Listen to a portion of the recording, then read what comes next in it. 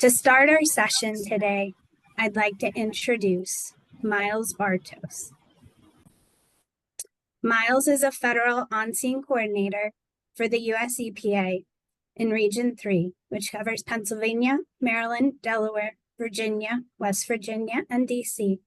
As a federal on-scene coordinator, Mr. Bartos responds to environmental emergencies, directs environmental cleanups, and leads the planning and preparedness effort in Region 3's inland area. Mr. Bartos has responded to a variety of environmental emergencies, including pipeline breaks, train derailments, mercury spills, chemical fires, hurricanes, and others. When not overseeing cleanups, Mr. Bartos coordinates various planning efforts related to environmental response.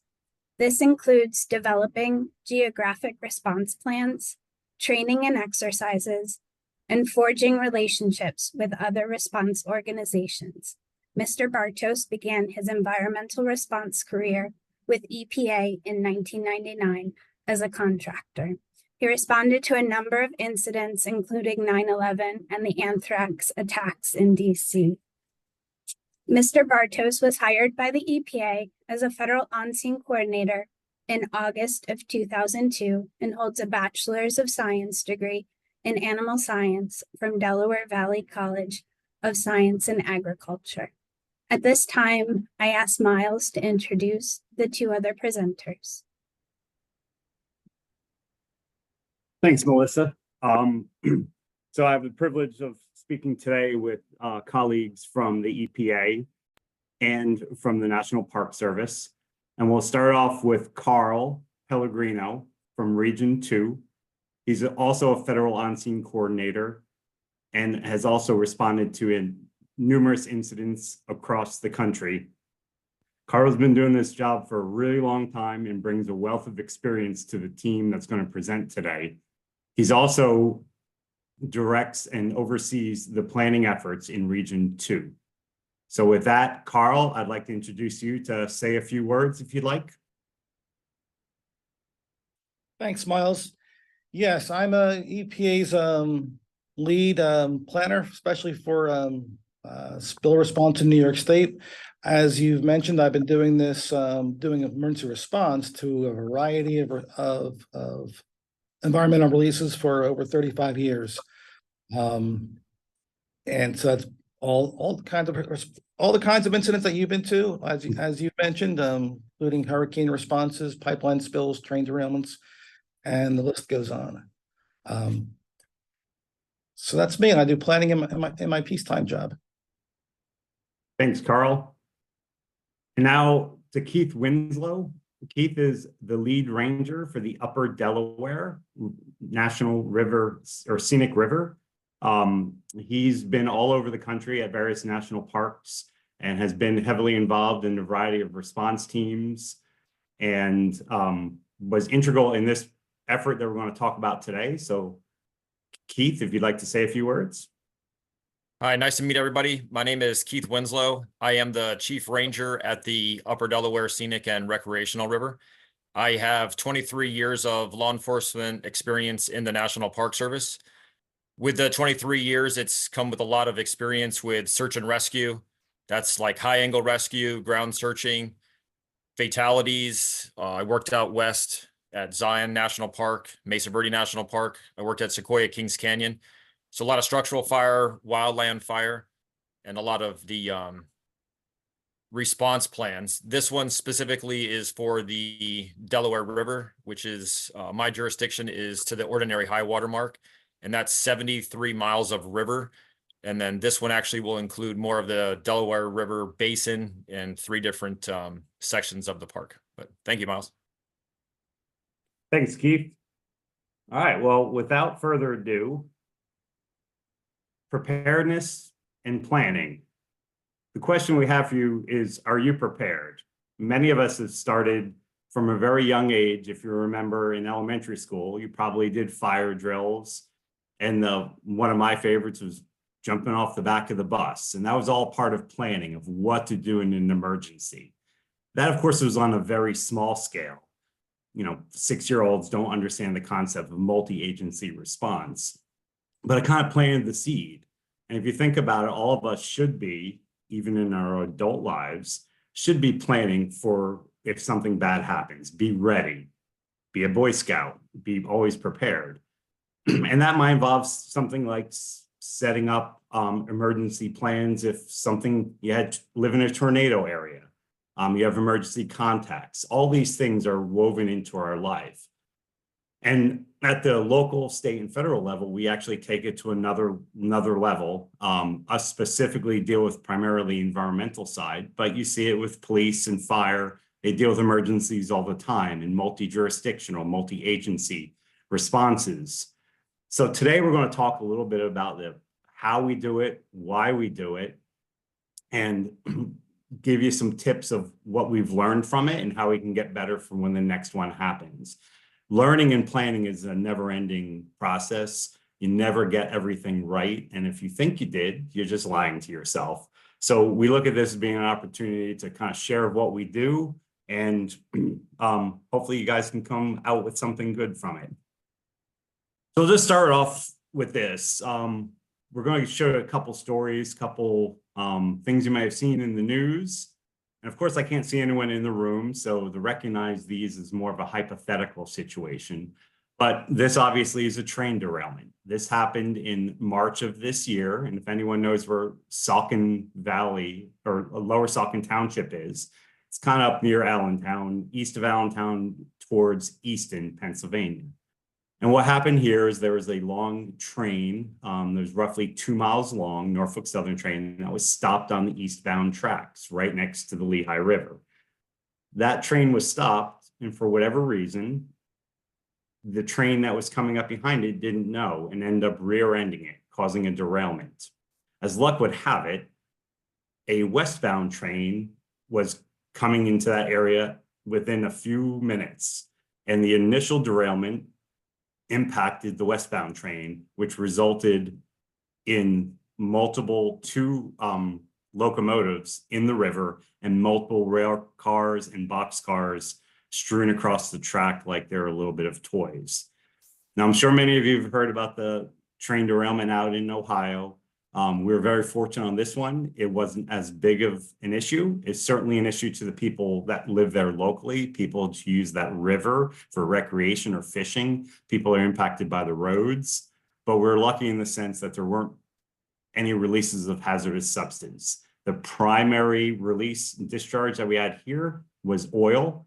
Each of these locomotives, they weigh about 450,000 pounds, and they carry up to 5,000 gallons of diesel fuel, plus oil on top of that, lubrication oil. So if you look on the photo on the right, there's clearly a sheen of oil coming off of the locomotive's fuel tank. And that ended up being the primary threat, which is certainly a threat, something we want to deal with. But fortunately, the cars that you see derailed there were actually empty and didn't contain hazardous substances or flammable items. So we got lucky here, but this was a multiple jurisdiction response. I was there representing EPA. We had Pennsylvania Department of Environmental Protection, and then a whole host of local responders and hazmat teams. Norfolk Southern was there, of course, and a lot of other alphabet soup agencies, all working together for a common goal. Yep, there you go. Okay, yeah, so I just want to add also that these types of environmental incidents aren't limited at all to train derailments, obviously. And you can see on the right there are plenty of different other categories of emergency responses with hazardous materials or oil involved that EPA gets involved with. And the main point I want to make, though, is like these are environmental release events, but there's a lot more that's always going on also, such as firefighting, crowd control, traffic control, evacuations, that are all even law enforcement investigations that are going on in conjunction with an environmental response type activity, which is oil recovery, hazmat cleanup, containment, or just even like leak plugging. The picture on the bottom right, that's a refinery fire that occurred in 2009 in Puerto Rico. This tank was being filled by a barge with a 4-mile long piping to the harbor. Gasoline overflowed the tank for quite a while before a spark ignited the fire, and the whole facility pretty much blew up. The tank lids flew off the top. The event itself kind of registered a 2.8 on the Richter scale as far as ground movement. But my point about including that as a illustrative response is EPA's piece in this response was for the oil spill containment and recovery. At the same time, there was an active law enforcement investigation going on. No one knew if this was an industrial accident or if it was a terrorist attack. So the scene was controlled by the FBI and other law enforcement agencies. There's also impacts to a wetland with endangered species that were there. So the response also included coordination with Fish and Wildlife agencies.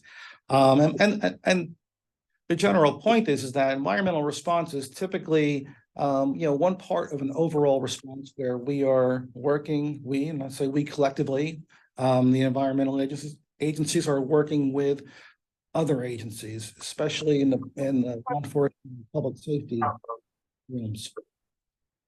Let me go to the next slide.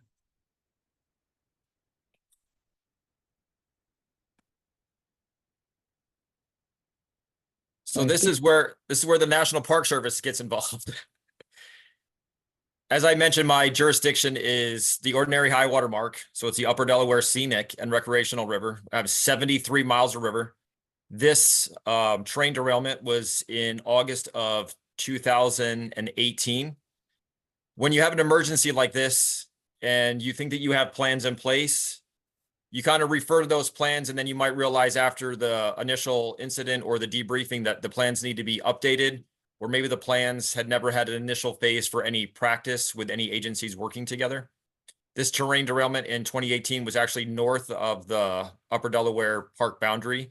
It occurred in the Hale Eddy Bridge, just near Deposit. So if anybody is not familiar with the area, it's northeast PA, so the Upper Delaware River, anything from like Binghamton going back down through towards and Deposit, and then going all the way back down to the ocean.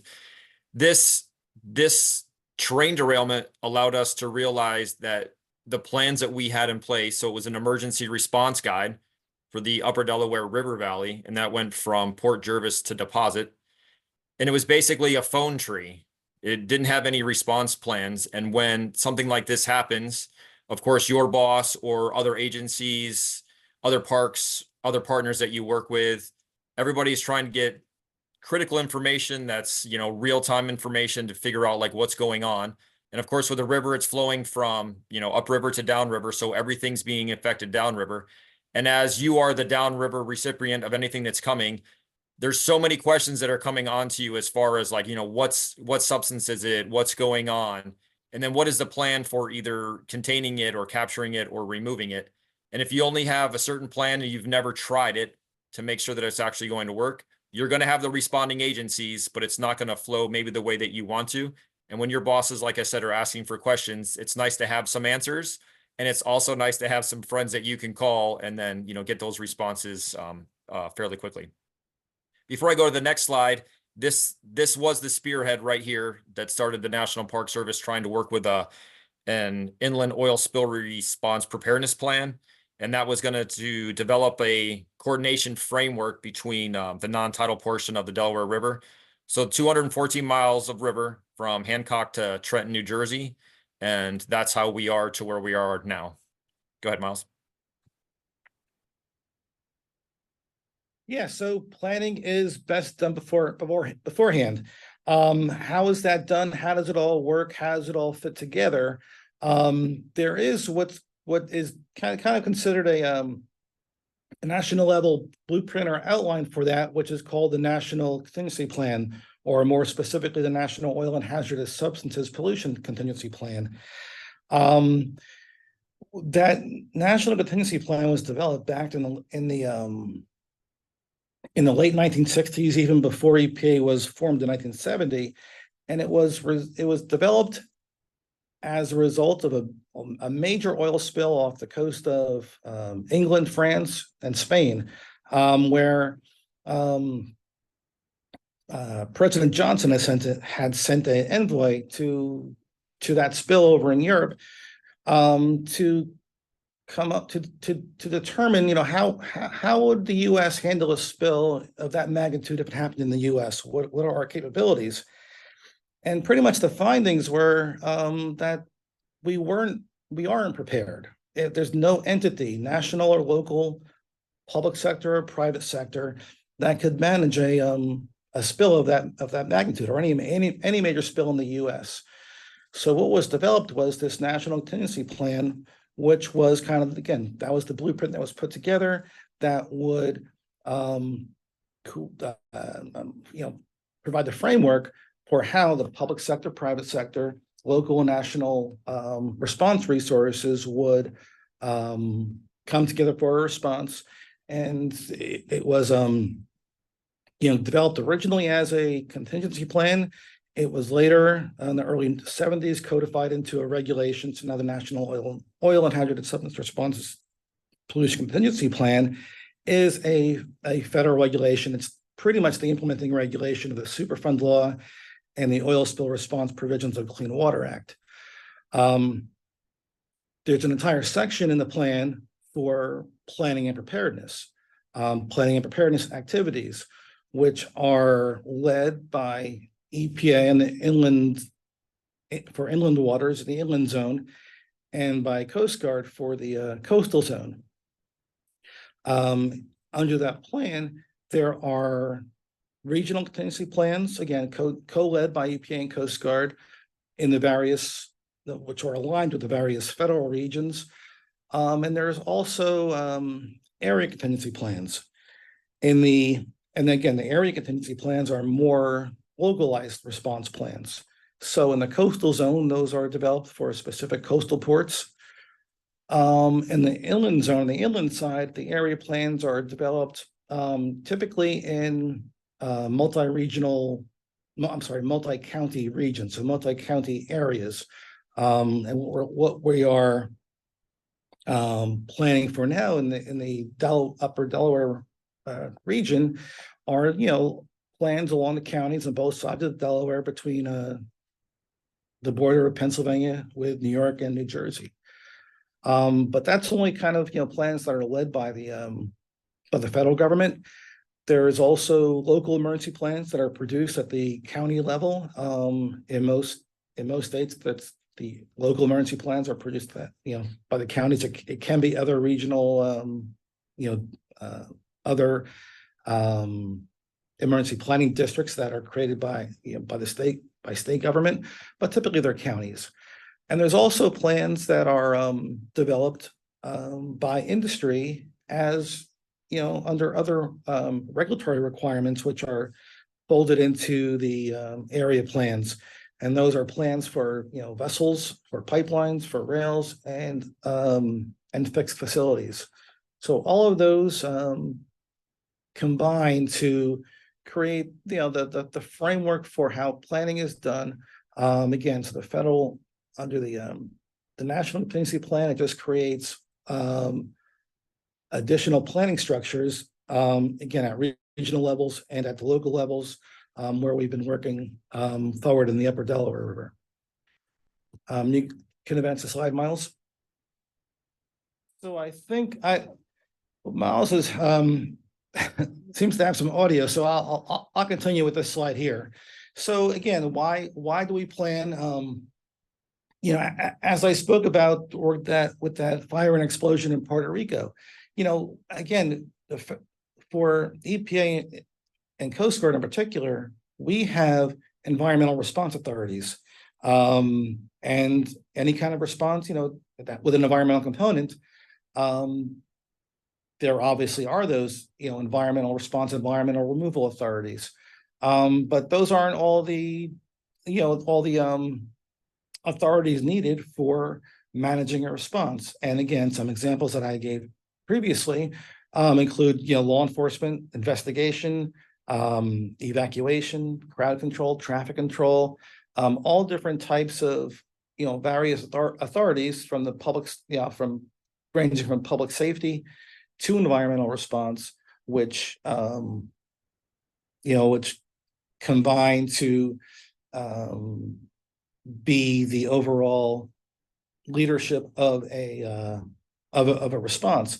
There's different authorities, and there's also different priorities. There can be different priorities between EPA, between different EPA regions, between states, between counties and local jurisdictions. So all of those are factors that come into our planning. And again, the goal of planning is a lot of these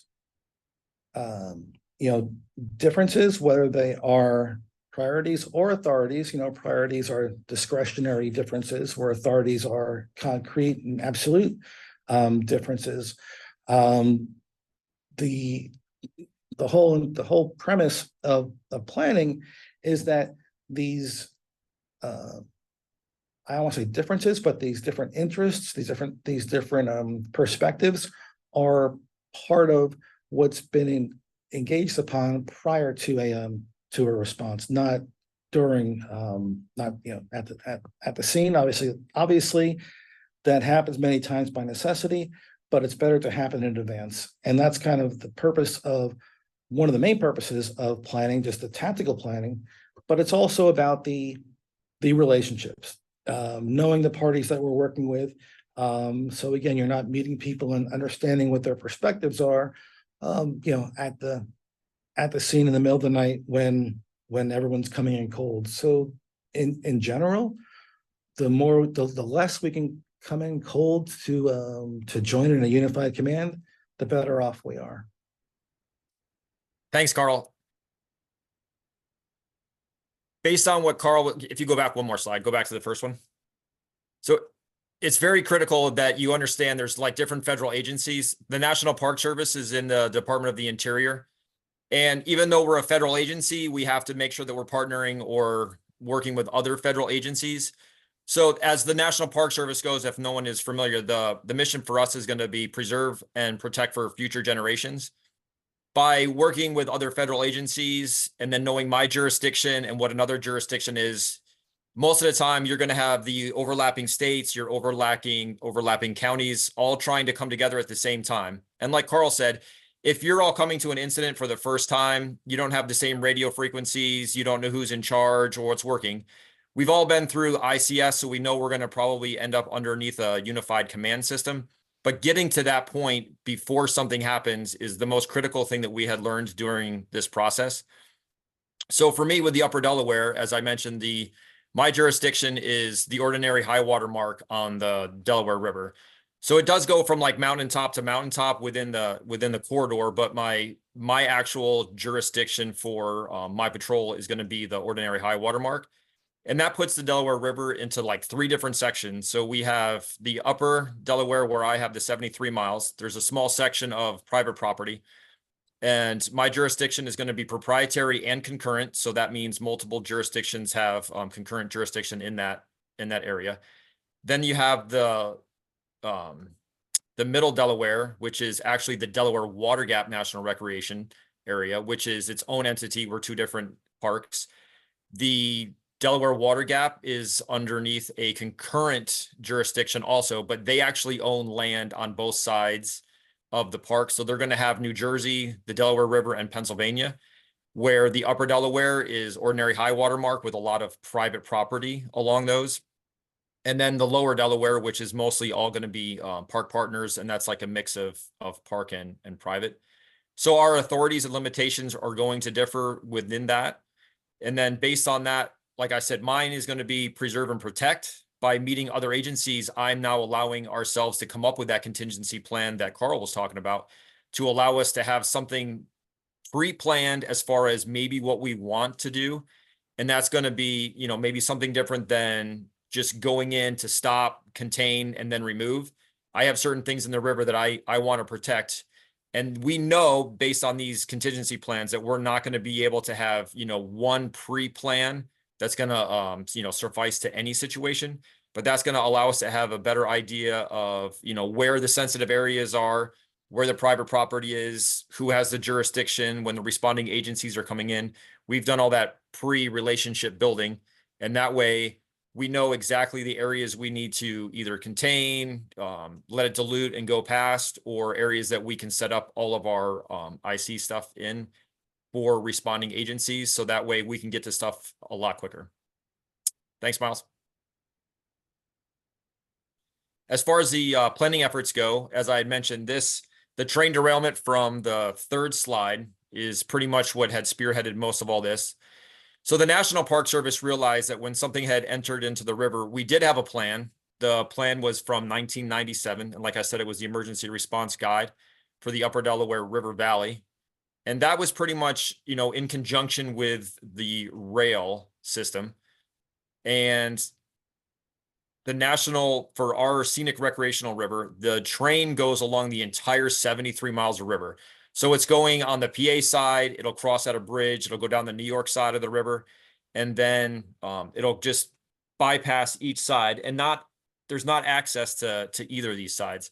So based on this, and then only having a telephone tree, we didn't have any of the contingency plans that Carl was talking about, or the GRPs for the geographic response plan, that allowed us to make sure that when something was in the river, or if there was something that we had to remove from the river or, contain or get a better handle on, we needed to have a better plan based on response to that. So this inland oil spill response preparedness plan allowed us then to bring in other agencies, making sure that we were meeting people before that, allowing us to make sure that we had somebody that we could talk to. My relationship with Myles, my relationship with Carl, with the EPA, and then local agencies has allowed us to make that initial call to make sure that we can, instantaneously make the phone call and take care of something.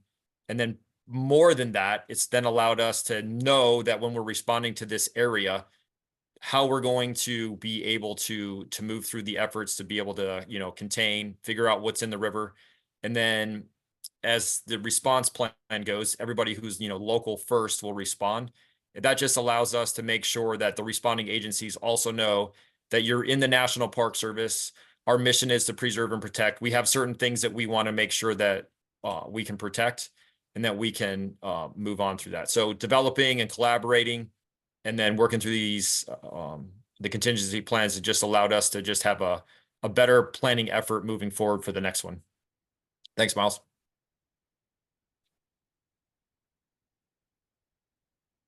Thank you, Keith and Carl. Just so you know, we are still working with Myles to get the audio issue resolved on his end. He's trying to call back in now, but Carl, can you take this one? Yep. Yeah. So, so as Keith was talking about, when we kind of identified the need to do this planning, for EPA and the Park Service and the federal family, we know pretty well, we know who each other are. And that also includes Department of Interior and Fish and Wildlife Service. But we also kind of pretty much know who our state counterparts are. So to bring in state of New Jersey, state of New York, and state of Pennsylvania, again, that was pretty straightforward. But part of the whole collaboration also is reaching into the emergency management services of the counties. So again, for our part of this whole planning development, part of it is just building up who the stakeholders are, who needs to be in the room. And again, so at the federal and state level, it's kind of second nature who those planning partners are. But when we reach into the counties and local fire departments, that's where we're really kind of building the building the response community. Again, that's there are local response communities again at the local and county level, but kind of bridging the gap between local and county with federal and state is a major part of this effort to kind of all get on the same page. Yeah, can you advance the slide? Can you guys hear me now? Yes. Yes, we can. All right. Awesome. We're back. Again, there's always one. All right. So I'll take this one, I guess. Apologize for the issues. Basically, we went to the first tabletop exercise, and that was a grouping of a bunch of the agencies, all the ones we've mentioned already, plus the locals. Fish and Wildlife was there, Department of the Interior, Park Service, EPA, a couple of the counties. And really what we focused on is the notification process. What information do you have? What information are you going to provide to others? What format are you going to provide it? How quickly? Where's your authority to get information or demand it if there's a responsible party? And basically how to come up with the game plan of getting all the information together, understanding all of the agencies that are there, and who would need what information. Again, building those relationships again. So we spent the first one gathering that information, and from that we built a second tabletop exercise. Which, let me try to scroll to the next one.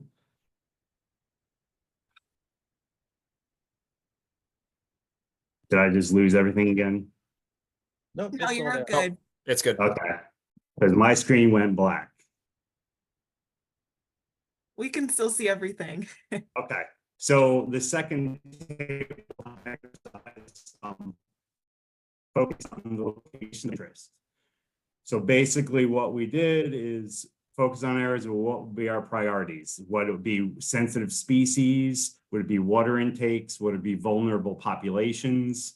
And that we actually have all of those except for the water intake in the upper Delaware, where there's public along the beaches. We have a lot of recreation in the area where people would kayak and fish and just tube down the river. And of course, there's certainly sensitive species or endangered species throughout the river. That's always a concern. So we focused on where those areas we'd want to protect, where we'd want to put boom in to deflect or capture boom. And with that conversation also went, what are the logistical challenges to get there?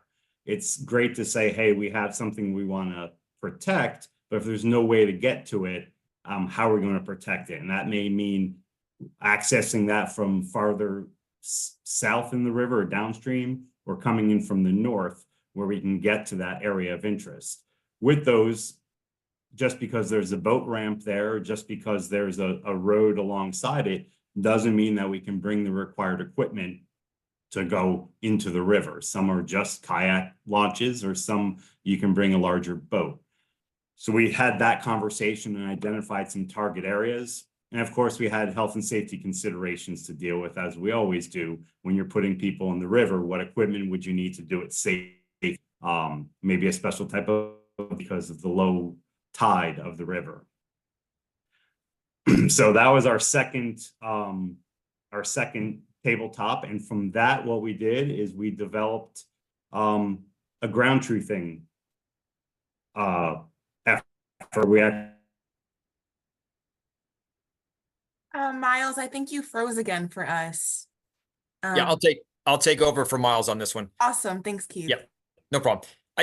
I think the common theme that I hope that everybody's hearing is just making sure that like everybody knows who the players are, where you're able to like make your contacts before anything happens.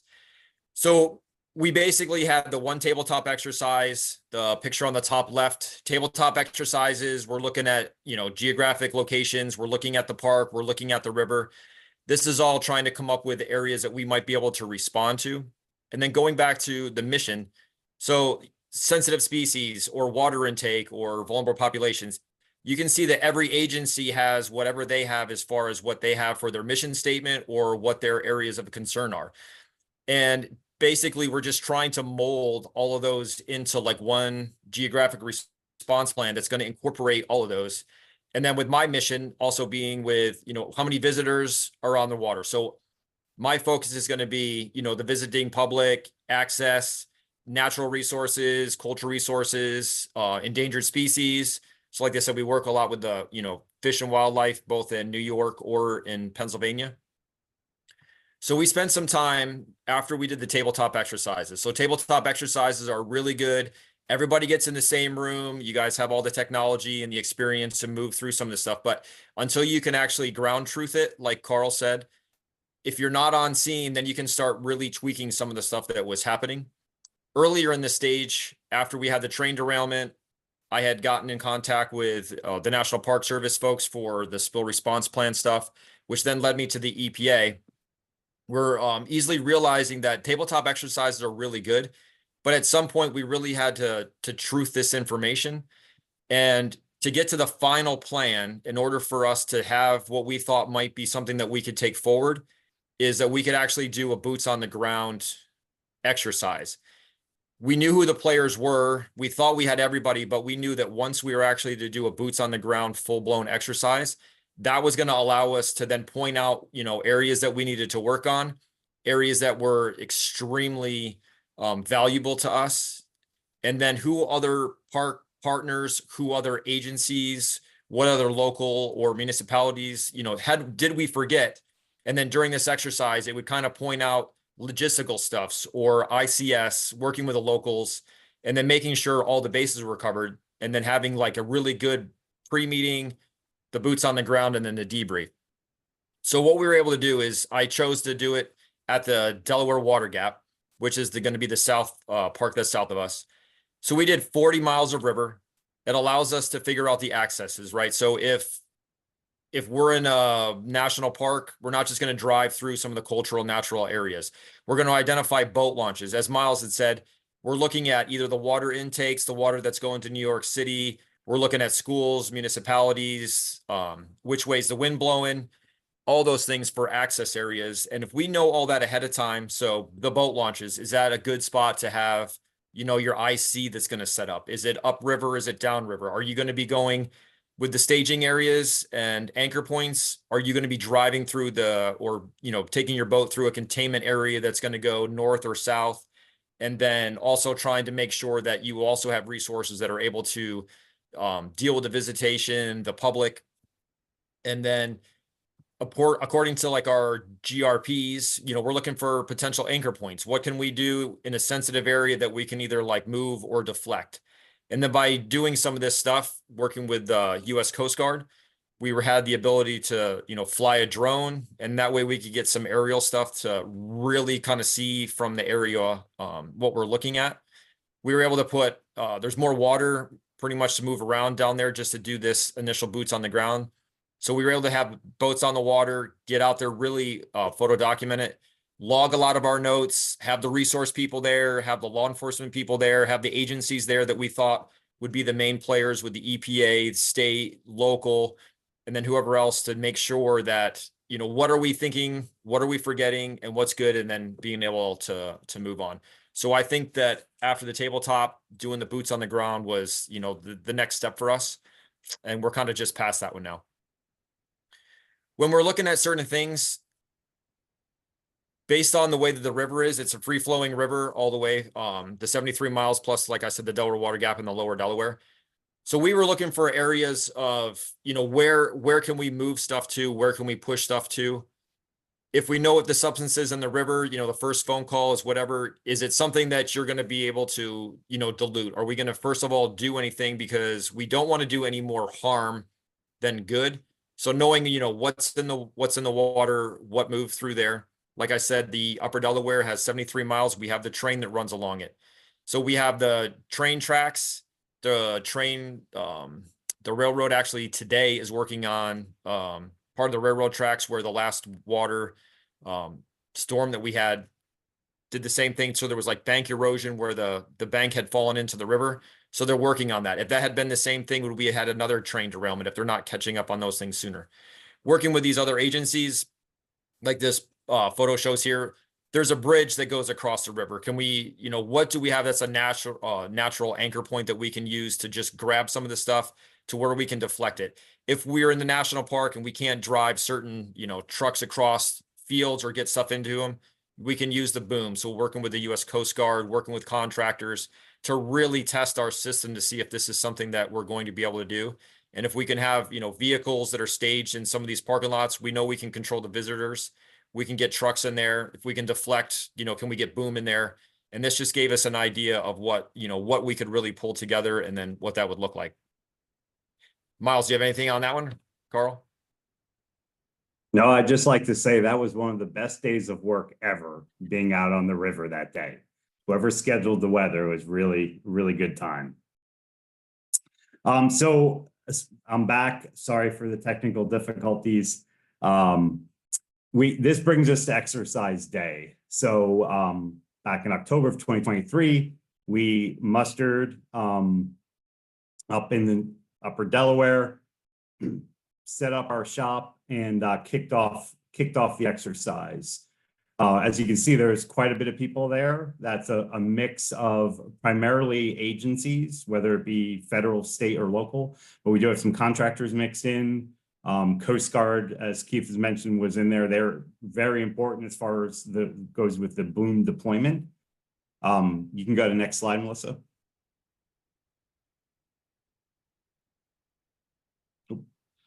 So we had three primary objectives in the exercise. Like with any exercise, you want to kind of hone in on what you're testing, what you're trying to accomplish. So you have manageable tasks. And our three primary objectives were to test unified command, and that's basically builds on everything we talked about early on, having the relationships, knowing what our authorities are and where our limitations are, how our efforts can dovetail into the agency that's sitting next to us in the command center. So to test that unified command, to test the booming strategies, Keith had showed the strategies on that bridge of where we're going to put the deflection, where we're putting collection boom, we had the parking area, and then test the outreach ability. In today's world, obviously, everything is instant gratification on social media and gets right out the door. So it's really important for the government, whether it's a local government or the federal government, to try to get ahead and give accurate information out in a routine manner and in a coordinated manner. That just helps build the trust of the trust within the government from the people. And so that's an uphill battle at times also. So those are our three primary objectives. They did form a JIC at the exercise. It's a joint information center to put out some of the facts of the exercise as it was going along. Go ahead, next slide. This goes, I think, back to Keith. Yeah, this slides right here is going to show some of the boom deployment. Most of your local agencies, for anything that's going to have anything pertaining to the river, they've had some training or they've had something that has to do with boom or collection. It goes back to your mission statement and the agencies that you're working with. I don't have the resources or the capability once a spill happens. My job is going to be life safety. That's either getting people on or off the river or, directing folks in or out of a certain area, knowing the boots on the ground information as far as like where we can go as people are coming in, but I don't have the capability to put out boom. We don't have all of the training to make sure that we're doing all the capture devices and that. So this pre-planning is showing that by having the boots on the ground, so you have your tabletop exercise, which you think you're going to be able to do it, but this is really going to put the test there, because what you don't want to do and what we did not want to do is test it in a real life situation and then have anything else go on. Working with the National Park Service, our mission is to preserve and protect.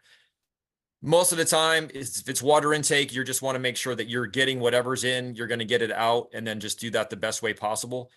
My responsibility is to make sure that like anything that's going to be in the river is preserved, protected. If I know that there's something in the river and the EPA responding agency knows that it's there, we are able to, like I said, either, deflect it or move it to a collection point. So by having this boom deployment, it just shows that if we're asking somebody to do something and we think that we have it in the plan, are they able to come true on what they say that they're going to be able to do? So we actually had the US Coast Guard and then a contract agency come through. This was a really good exercise for us. We had a lot of good learning points. We had a lot of success, and we had I wouldn't maybe call them failures, but it's going to be based on the National Park Service. if you have a contingency plan or a GRP and you know that you can tie into something, but then you have a restriction where it says, all right, well, we know that we want to anchor here into the river, and that is the spot that we need to be based on our plan. And that way we're going to be able to capture everything we have, but you're putting it right on a sensitive species, or you're putting it on endangered species. So this plan then is saying, hey, let's not do that. And if those are real life situations that are throwing in, how is a contractor going to, react to that? How is the U.S. Coast Guard going to react to that in order to change their plans, maybe real time? And then that way they've had some prior experience and training in that. Or can we use some of the natural stuff? Are we able to wrap around a tree? We know that we have some bridges, can we use the bridge abutments to make sure that we can tie into those? And that way, at the same time, I'm looking out for the resources for my mission, but the EPA, local, and everybody else is still doing their mission for the water intakes and all of that. So this one is definitely allowing us, like I said, you have the tabletop exercise, boots on the ground, just a lot of good lessons learned. All right, so as Keith said, a lot of lessons learned. I would say we did have some failures, but with failure, you can learn from those failures, and it's better to do it at an exercise than the real thing. I know we're running short on time here, so I'll run through these pretty quickly. Some of them Keith already mentioned. The unified command thing, that's a common challenge that we have because everyone likes to be in charge. And sometimes they don't have the resources to be in charge, or sometimes they have the resources, but they really shouldn't be in charge. So we had some really good spirited conversation about what unified command, what that incident command system structure should look like. Got some good points out of it. The booming strategy, again, that was a big challenge. One of our contractors definitely struggled a bit. They brought a team in that wasn't familiar with the river. So that's a good lesson learned, right? You need to know the area, need to know how that waterway is so you can be successful. And so again, even though it wasn't how we wanted it to be, it was a lesson learned. Coast Guard, they knocked it out of the park, of course. And then the outreach, testing the outreach ability. I think we actually did a pretty good job of that. We ended up doing a mock press conference where they provided the updates and got some questions, and it really kind of brought the day to an end that people got a kick out of it too. We had some fun with it. And then we can go to the last. Thank you, Myles. Yep. At this time, we're at our deadline. So I appreciate Myles, Keith, and Carl participating today and sharing. I know we had a couple of questions in the chat, so we will get answers in the posted chat when the video is shared after the summit today. So thank you, participants, for joining, and thank you, presenters.